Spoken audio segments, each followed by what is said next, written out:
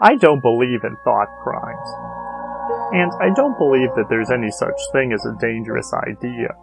Ideas in of themselves really can't be dangerous. And if we assume that they are, if we assume that an idea is too dangerous to talk about or to depict in the media, then we're assuming that people have no personal responsibility, that they'll just simply act on this dangerous idea without ever really thinking for themselves. Now, of course, we also know that this is exactly what happens sometimes.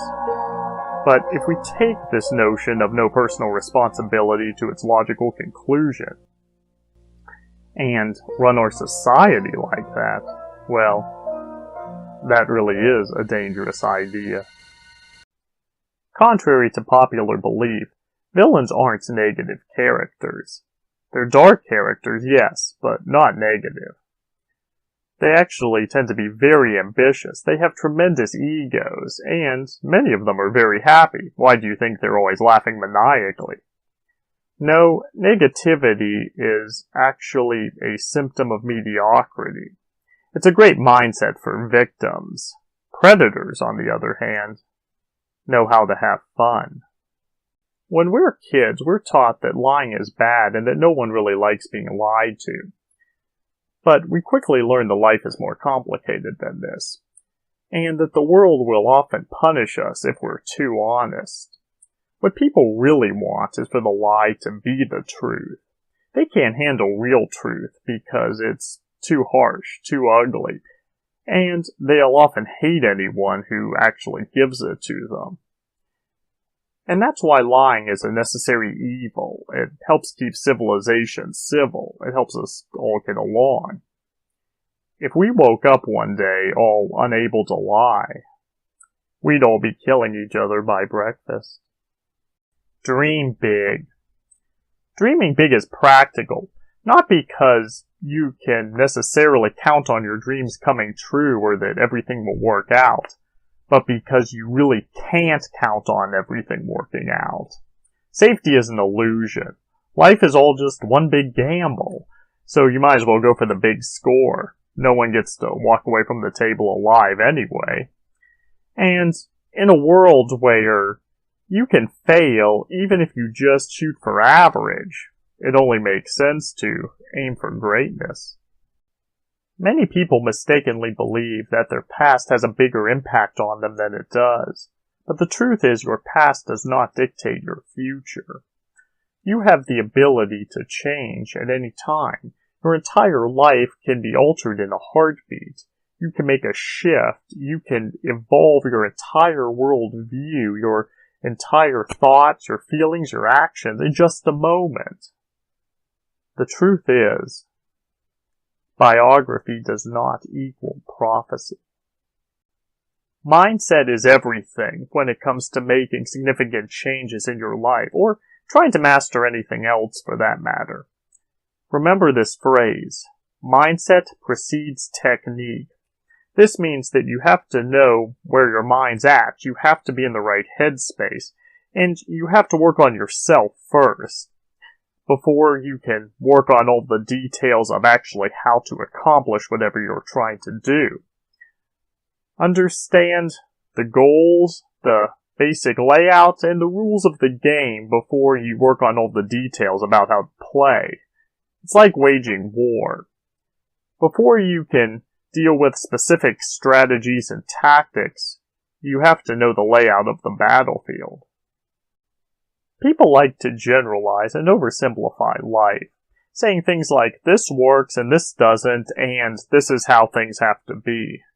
But evil masterminds know that the world is a lot more complicated than that.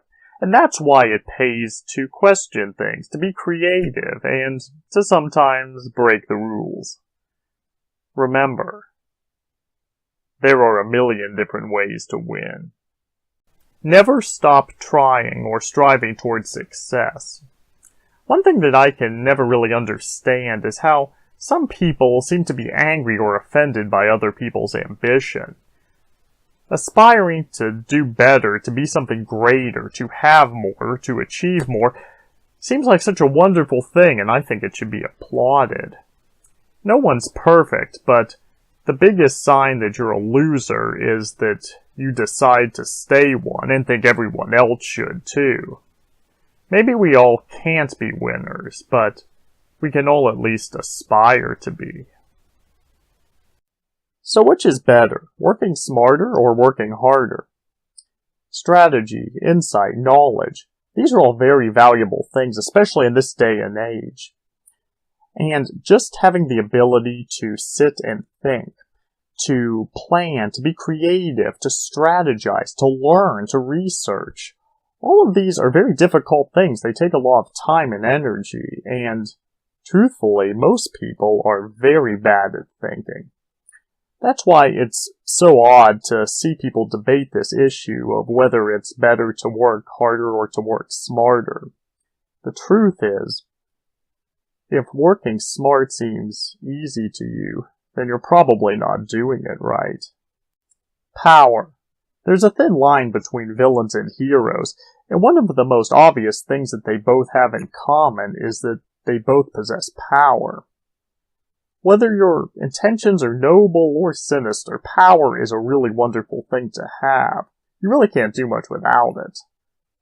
There's no virtue in weakness. So always be sure to seek out power, because if you don't, you can be damn sure that there's always going to be somebody else waiting around to grab it up and take the power for themselves. They'll be more than happy to do that. And if you allow that to happen, well, guess who gets the power? Expectancy. What psychologists call expectancy is really just the idea that we believe something can and will happen. And this is very important for us to move forward on anything. Without that sense of expectancy, we're not very likely to really pursue our goals the way we need to actually make them happen. We're not very likely to act in a way which will lead us to the success that we want.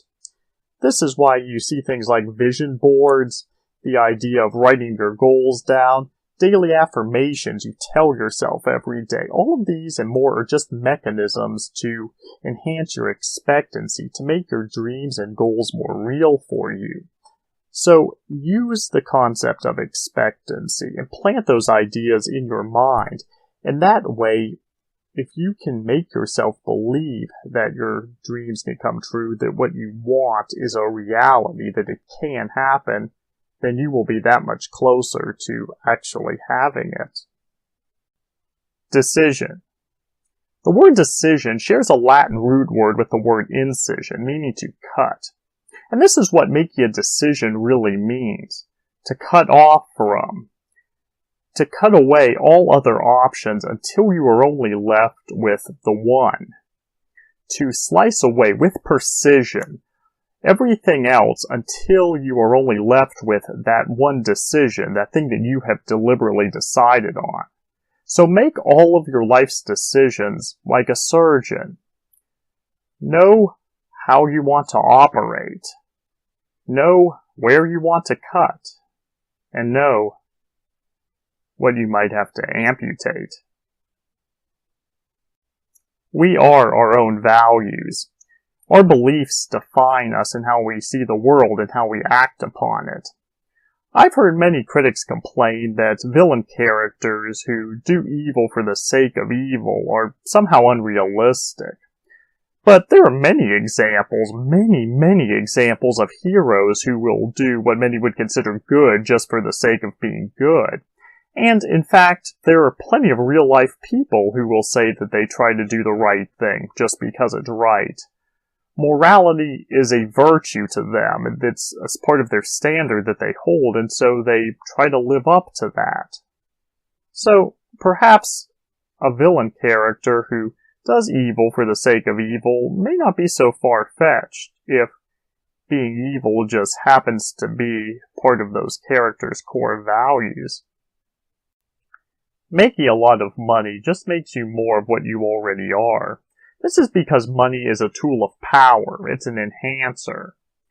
So if you're the type of person who reads a lot when you're broke, then you're probably going to buy a lot of books when you're wealthy. If you're the sort who takes a lot of drugs when you have no money, then being rich is just going to give you more opportunities for self-destruction.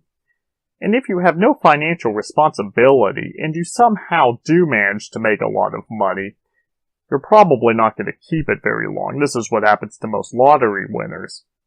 Because money doesn't really change people. It just unmasks them.